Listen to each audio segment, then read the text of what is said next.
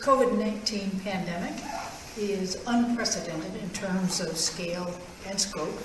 However, the process for responding to the virus is not. As with any disaster, it begins and ends at the local level.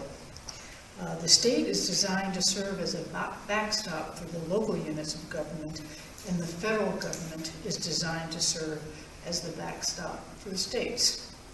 The Kansas Division of Emergency Management is comprised of experts who are constantly working with our local and our federal partners to ensure that our needs are met for whatever disaster may strike, fires, floods, tornadoes, even pandemics. All of this is included in the Kansas Response Plan. I encourage you to learn more about the state's highly coordinated response, and you can find it online by visiting KDEM's website at kansastag.gov/KDEM. That's kansastag.gov/KDEM.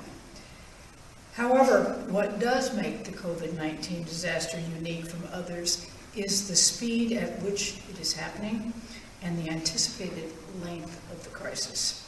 This isn't like a storm that just passes through. We could be dealing with this for several more weeks or even months to come. What also makes this disaster different is the global impact. When most disasters hit, they impact one town, maybe one region, or even one country. COVID-19 knows no boundaries. In Kansas, this means all 105 counties will be impacted, some more severely than others. As the war against coronavirus rages on in Kansas and every state in the nation, the availability of personal protective equipment, commonly referred to as PPE, has become an issue of growing concern. Our frontline workers and first responders, especially our healthcare professionals, are defenseless without masks, gowns, gloves, and other gear to protect them from this highly infectious virus. Today, I'd like to walk through our options for securing PPE and steps we've taken to get what we need for our state. During a crisis, like a pandemic, there are three ways to secure personal protective equipment.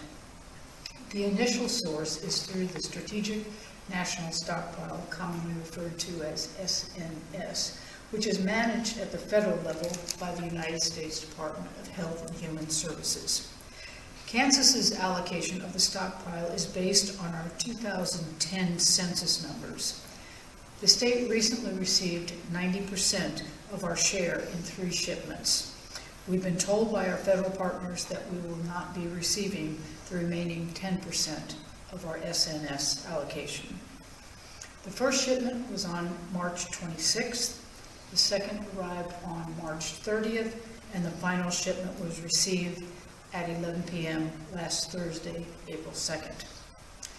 Since then, our emergency management team has taken inventory of the supplies and is pushing them out to local officials based on the county's census numbers, in accordance with the federal program.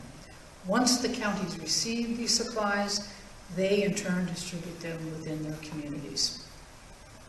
The distribution to counties began this weekend and should be completed by no later than tomorrow. We've pushed these supplies out to the field because we wanted to get them to our first responders and our health providers as quickly as possible. The second option is to request supplies through FEMA, which the state routinely does during other disasters like tornadoes or floods. In the past 2 weeks, Kansas has submitted 7 requests to FEMA for vital supplies and PPE, none of which has been fulfilled. Altogether, the state has requested 260,000 testing supplies, 9.1 surgical gowns, 22.3 million gloves, 4.6 million N95 masks, 1.2 million face shields, 10.7 million surgical masks, and 500 ventilators. The third and final option to procure protective equipment is through the private market, using the state's general fund money. We've been actively pursuing this option since day one. The budget I signed 2 weeks ago included $15 million for the Division of Emergency Management, specifically for purchasing PPE. We have successfully purchased some PPE from normal suppliers. Unfortunately, the unprecedented global demand has resulted in the delay or outright cancellation of several orders. We have also not been immune from the rising costs of PPE. For example, an N95 mask that a couple of weeks ago cost us $1.85 now costs well over $4. We are doing our best to be both fiscally prudent and get the critical supplies our medical community needs. As of this morning, we've ordered and are awaiting the shipment of 3.9 million N95 masks, 1.8 million surgical masks, 2 million gloves, 4 million gowns, 2 million shoe covers, and 2 million face shields. These private purchases are designed to hold Kansas over until new supply chains can deliver, or until FEMA sends us our requested supplies. We've scoured the state for existing PPE that we can redirect to our COVID-19 response efforts. We've reached out to research labs for testing chemicals, auto body shops for N95 masks, and tattoo shops for nitrile gloves, to name a few. We're also working closely with the Kansas Chamber of Commerce in search of opportunities to partner with Kansas businesses who are willing to reconfigure their facilities to manufacture what we need. I'm truly grateful for all the businesses that have stepped up at this time of need. Unfortunately, even all of this may not be enough to meet the demand we could anticipate coming by the end of the month.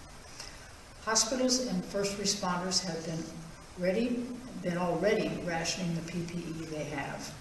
For perspective, one of our major hospitals in the state uses 220,000 gloves per day. And this is after taking measures to preserve equipment like stopping elective surgeries. It's also important to remember that local communities are using their locally established supply chains to procure PPE in conjunction with the state's efforts. I continue to coordinate with our state and federal partners to fast-track PPE production, procurement, and delivery. We are never going to solve this problem if states are continually forced to bid against each other and against the federal government. It is creating widespread confusion among all the state suppliers, and it is delaying every state's response effort, including Kansas. It's also driving up the cost of PPE tremendously for every state. At the end of the day, we all have the same goal: to get healthcare professionals and other vital frontline workers the equipment they need to do their jobs safely and effectively. Thankfully, we do have a few more weeks before the Kansas infection rate is projected to peak. We will continue to aggressively pursue every buyer and option available to us. We will continue to be as creative as we can in finding new local manufacturing opportunities across Kansas. And with that, I will turn it over to the Secretary of Health and Environment, Dr. Lee Norman. Thank you, Governor. Let's first go through some of the numbers today. We now have 845 positive patients that have coronavirus in the state. That's an increase in 98 cases since yesterday. We have had 25 deaths in the state of Kansas from coronavirus. So those numbers are on the uptick. It's, by the way, it's becoming a common pattern on Mondays to see that people kind of tough it out through the weekends, and then we have a larger number of tests that come in on Monday. And I think just in terms of forecasting, we'll expect that the number of will continue to go up as testing is more widely available, because we know there are people that have gotten the illness and have gotten completely better from it that have not been tested. So as we see the numbers start to climb up, it's not necessarily a bad thing in the sense that we're increasing our testing and getting a better understanding of where those cases lie. We do have I think some good news. I've referred to a number of different forecasting models. Probably the one that's most widely used is the University of Washington. And what they've done as a nation, and I should say what they're forecasting for the United States as a whole, is decreasing the number of deaths in their projections from 93,500 down to 81,700. So that's good news. The number of ventilators to be required from 31,700 down to 19,000. Again, that's as a nation, and we, as a small state, have our numbers are coming down a bit as well, which is encouraging in terms of the projections. Having said that, as the governor points out, we are still planning to and are in the process of increasing our capacity. We have the Army Corps of Engineers involved in looking at alternative care sites. It could be dorms, hospitals, nursing homes that have been decommissioned for any variety of reasons to look how we can increase that capacity. We brought on some new staff along with that. A colleague of mine who knows PPE very well, so as per the governor, if we are not able to get the normal PPE through our routine channels, we're looking at Plan B and Plan C for the manufacture of protective equipment. I brought another colleague aboard that is familiar with standing up facilities that have not been used for primarily clinical purposes, and to say how do we make sure that that's a good, safe environment both for the patients and for the staff. Back to census numbers, clusters. We currently have 11 clusters in 6 counties: Johnson, Wyandotte, Leavenworth, Coffee, McPherson, and Sedgwick counties. 3 of the 11 clusters are related to church gatherings. So again, my plea is to, and especially coming up to the religious holiday, Sunday, to be careful to not gather in numbers that would put you in danger. The Lansing Correctional Facility, we're continuing to monitor carefully. Matter of fact, I've assigned one of my staff to be there full-time to manage the outbreak that's there. Currently, there's 5 staff and 3 inmates that have tested positive at the Lansing facility. We're working with the staff and the inmates who are quite aligned to prevent this, obviously. The facility is well designed with air handling and those and the way that we can segregate offenders, so that I think that compared to a lot of correctional facilities like you hear about in New York, I think we're going to be in better state here at the Lansing facility. Testing, the governor mentioned how many of the test kits and everything we've received. We're currently at the state lab are keeping ahead of the demand, and again, as hospitals develop their own testing capabilities, and the commercial labs are very high throughput labs, we continue to keep up with our demand. We have about 1,900 test kits in-house right now, and there's 2 new methods. One is I mentioned before, the 45-minute test that we are now using and started on Friday. When we bring new testing methodologies aboard, you have to go through a validation process to make sure that they're valid. That's a 45-minute test, and we use that one for what we call stats. You know, when somebody gets tested, we really need to know the answer now. That's the one that, so it takes it out of the routine throughput cycle, if you will, a custom run, you might say. And more exciting news from a lab perspective, we have received word that we're going to be receiving 15 Abbott test platforms. The Abbott is a nasal PCR test, takes 15 minutes, and importantly, it's what we refer to as a point of care testing. So once again, it goes through, we have to validate the technicians that do it, we have to validate the machine. This is something that can be then distributed around the state. And we will be making recommendations soon after we get the testing validated as to where those will go to be closer to the bedside, if you will. See that as a positive thing. And again, it's within this theme that I've talked about many times, which is we've oriented our testing to sick people, and we will continue to do that, but to orient and have more testing available to the general public will give us a better idea of where the disease lies.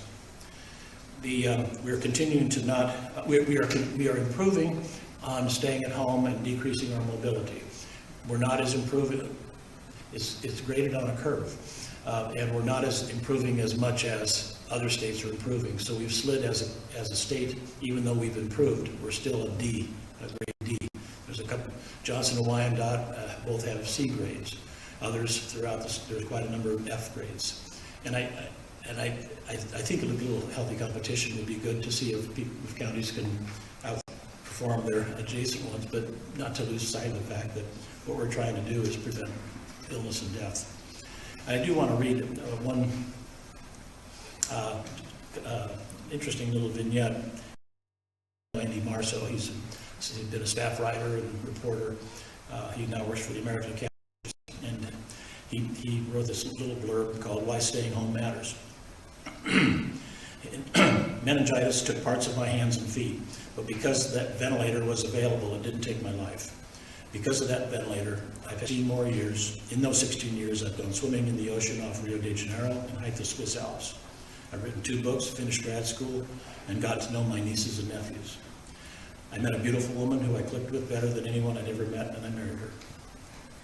Because of that ventilator, I know what 16 more years can mean. So I'm staying home until this time, because I don't want to take a ventilator away from someone else because I need one or someone I breathed on needs one.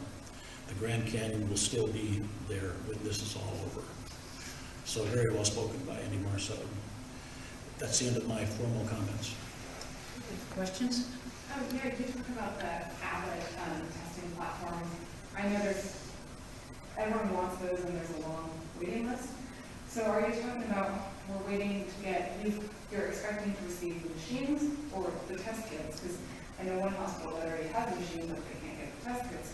And has a vendor truly committed to a certain date? We've seen the shipping slip, the shipping slip, so we think that it's on its way. The machine? Machine, and it comes with a certain amount of test kits. It won't be enough to do wide-based population studies, but we're encouraged at the fact that we've got an invoice number and packing slip. So it will come with a certain amount of testing supplies, if you will. And then you'll distribute those to kind of high areas or areas that seem to have more yes. COVID-19 Yeah. And into areas where we think there's significant population spread and we want to understand where those clusters come from. The CDC is recommending now that people who are going out, anybody, wear like a cloth or fabric mask. Do you have any comment on that? Because I know on Friday we kind of talked about it and we're still up in the air now that recommendation is in place. Yeah, the CDC does recommend wearing masks, general public to wear masks when out and about if they cannot maintain the 6-foot social distancing. So if people can be out and about and maintaining the social distance, then they do not need to wear the mask. But otherwise, if that can't be guaranteed, to wear a mask.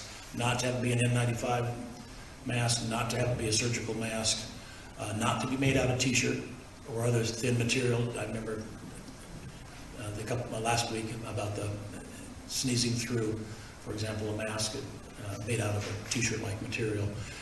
What we want to do to be helpful as an agency is to talk about what the specifications should be for a mask, and also how to put one on.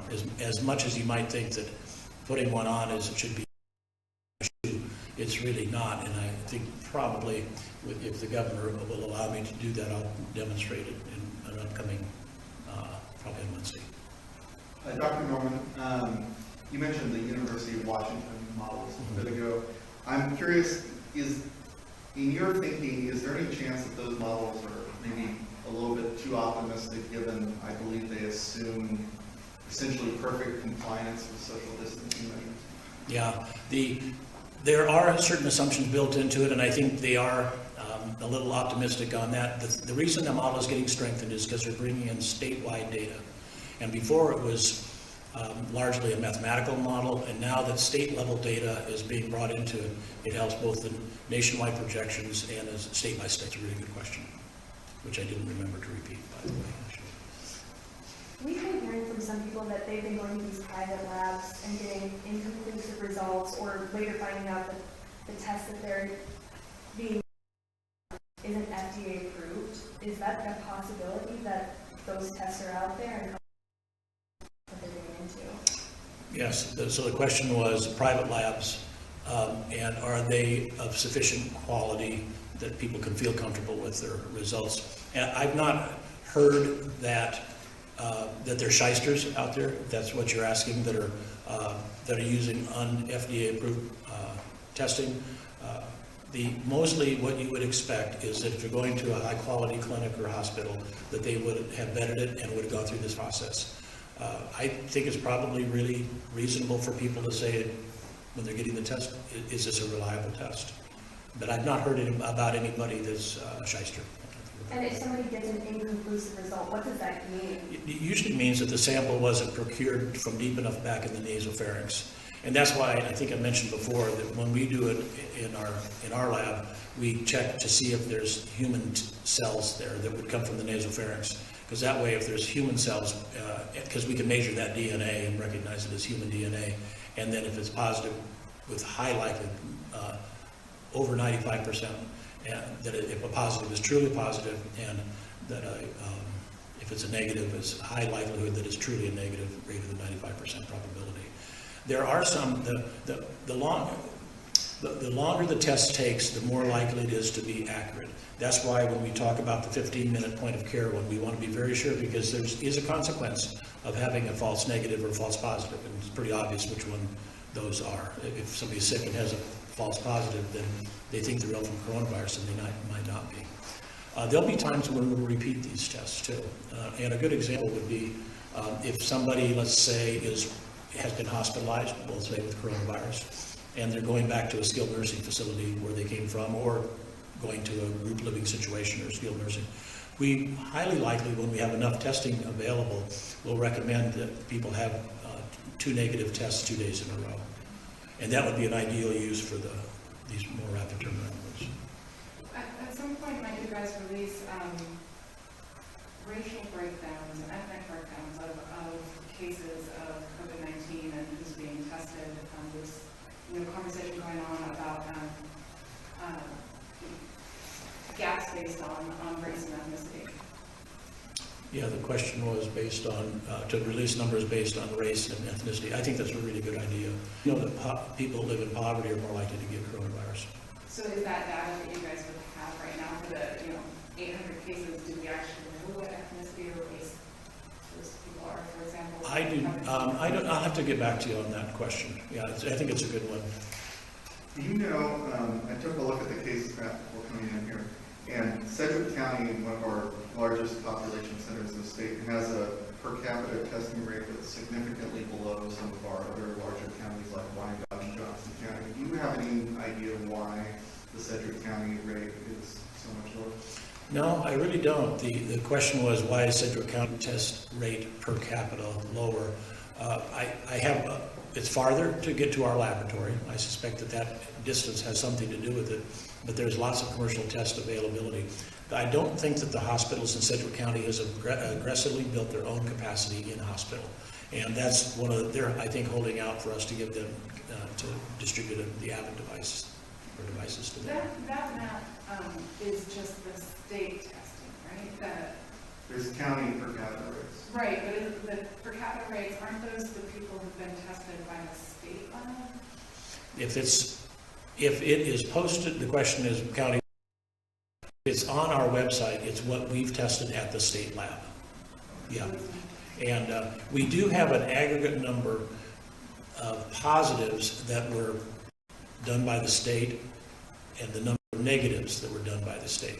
But we don't have the total number by county that includes the commercial laboratory tests done. There we go. Governor, do you have, Congress is already talking about putting together a phase 4 package. What would you like to see included in that package, and have you talked to our delegation about that? Well, I know one thing that I want to have included in a phase 4, stimulus 4 package, should it come, is whatever was not enough in stimulus 3. I don't think any states had an opportunity really to crunch them and compare them with state needs, so we'll do that, and we'll ask for supplementals if that's not enough. My guess is it won't be. But then the other area that I think is going to really need some attention will be higher education. You know, I don't think that stimulus 3. I think we saw small businesses being taken into consideration, our hospitals taken into consideration, than just states in general. But I don't think much attention is paid to higher education. We know they're taking a huge hit with having to shut down campuses, and they'll be having to refund lots of tuition money, lots of room and board money. So I'm going to be talking with our congressional delegation and asking them to ensure that giving some attention in the stimulus bill. Governor, I've got a question from the Star Journal. How much money have you lost due to the delayed income tax revenue since you've extended the tax filing deadline? Well, ultimately, if things were to work out right, none.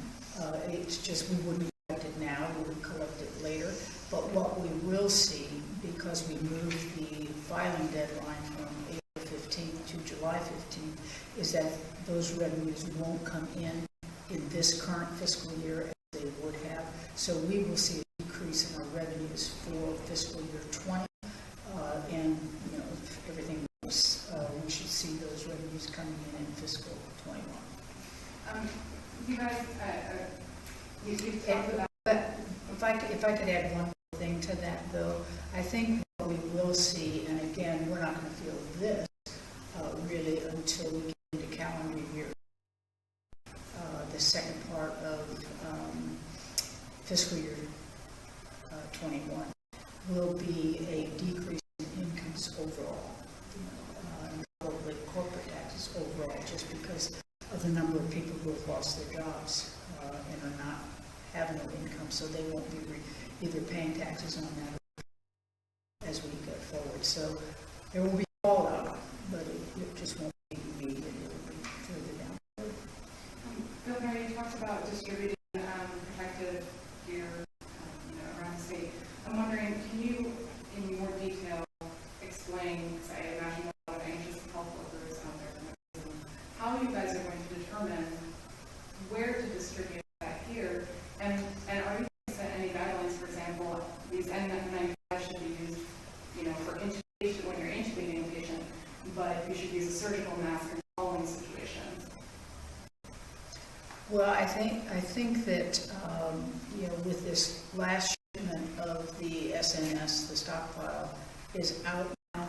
Anything else that we will be distributing will be coming through FEMA, and there will be a sort of a needs-based approach to that. So, where the high needs are for the personal protective equipment, we'll obviously be sending more there. And then as we look into areas where there are fewer needs, we won't be sending it there. We do have folks on the ground right now. We're looking at where all of our ICU beds are and where all of these ancillary beds can be, so that we know within a 50-mile radius of our urban or major medical centers that will be clustering. The intensive care cases are going to be at the hub, and we'll be using the outline beds for less intensive care where we don't have the ICUs, we don't have the ventilators. So we'll have that organized, and we're trying to over-prepare right now. I think Dr. Norman has talked about if people stay home and maintain their social distancing, we should be okay in terms of the number of ICU beds and the number of ventilators that we have in the state. But we're planning for the worst, and that would include being able to move patients by severity to areas, and that's where we would then focus the equipment. Governor, if I may, one of the things we're looking at also is about the reuse of masks. One of the technologies that is now approved by the FDA is aerosolized hydrogen peroxide, and it has an advanced pilot, light sterilization of masks for reuse, because the UV light breaks down the materials, the elastic and the paper materials. It is estimated that the aerosolized hydrogen peroxide treated masks can be done 20 times. Are we purchasing that equipment and distributing it to hospitals? I believe that KU Hospital has the ability to do that now, and that I understand there's a vendor in Kansas City that does this. There's also the Battelle Institute has those for sale. They're not cheap, and they are very large footprint. We're looking into all those options because I think that and the governor said it very well, that as the supply chain is strained like it is, we're looking at reuse. Secretary Norman, Trump keeps pushing the use of this anti-malaria drug. I would try and pronounce it, but I'm not sure if I did it right. What do you think about him? He's experts said it's not for this and we shouldn't be using it, but what do you think? Yeah, the question is the use of hydroxychloroquine is the drug, and with or without azithromycin or the Z-Pak, as you might know it as. He's more enthusiastic than the rest of the scientific community is about it. They used it extensively in Spain and France, and at least one of those countries has pretty much abandoned it. I think everybody wants to hold on to hope, and therefore it is still being used in our country. As a matter of fact, in the second patients, it is being used right now. I think it's 5 days of hydroxychloroquine and 3 days of azithromycin. But again, that has strained the supply chain for that, and you can go to a pharmacy or through a distribution, like a Cardinal or one of those companies that sells to hospitals and clinics, and you can't find it anyway. So it's not been dramatic, but it's been one more tool in the toolkit. Just to follow up on that, do you have any sense of the prevalence in Kansas that doctors are prescribing that Romax hydroxy? And do you have any knowledge at all about whether patients who are needing those drugs for other reasons, such as lupus, are in Kansas or able to obtain them, or whether they're facing shortages? Yes. So two-part question on hydroxychloroquine, which is, by the way, otherwise known as Plaquenil, and the azithromycin. Almost nobody's using it in the state. I think it would be almost exclusively in the larger hospitals on very critically ill patients. It also has to be started, if it's going to be used, should be started fairly early on in the course. So I just don't think it's being used that much, and even people that are inclined to use it can't find it anyway.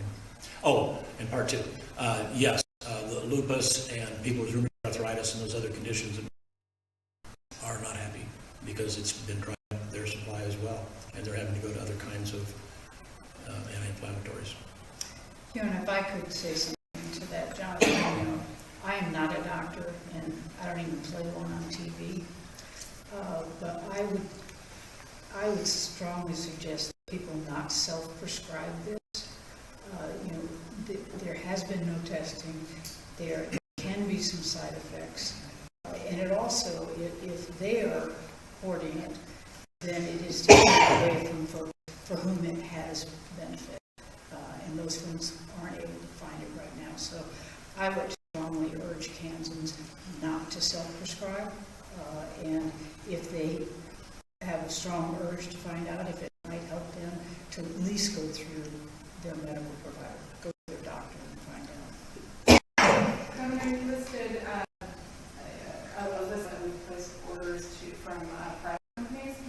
I just wanted to check with you. So are that list items that we are hoping vendors will deliver on, or have they arrived? Just because I've heard, hospitals are running into a lot of issues where vendors say that they will deliver something, and then it doesn't work out. Well, what I said is we've ordered and are awaiting the shipment. Okay. So we have not gotten them either. Right. So there, I've got a question from Fox 4. In Missouri, the National Guard has been involved in seeking out potential community sites that could be converted into hospital space if needed. Has anything similar been happening in Kansas, and if so, what sites have been identified that help meet this? Well, I think Secretary Norman addressed that we do have the Army Corps of Engineers out looking at potential sites that could. But I think I also described what's happening with our developing the inventory around our urban medical hubs and going out and looking for